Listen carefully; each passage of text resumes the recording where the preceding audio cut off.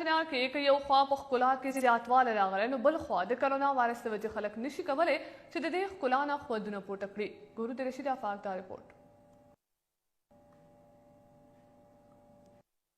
پاراچنار ته چې الله پاک ډیره ښکلا ورکړې دی، خو ولې د سپرلي موسم سره د ټولې ضلع کرم ښکلا نوره هم سوا شي.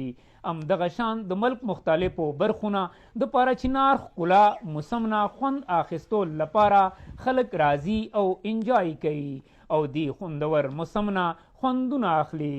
خو د بده مرغه د ځل د کرونا وایرس له وجې د پاراچنار سپرلي موسم نه چا هم خوندونه وانخستو، بلکې دغه ښکلا او خوندور موسم نه د کرونا وایرس له وجې د راتلونکو لپاره سترګې په لار دي، ولې چې نه څوک سیل لپاره راځي او نه خوندونه اخلي.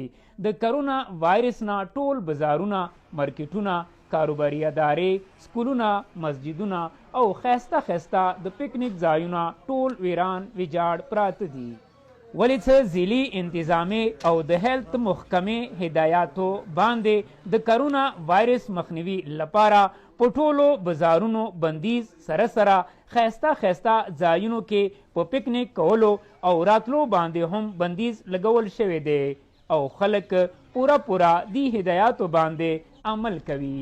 کیمرامین اختشام سره رشید خان، خیبر نیوز، پاراچنار.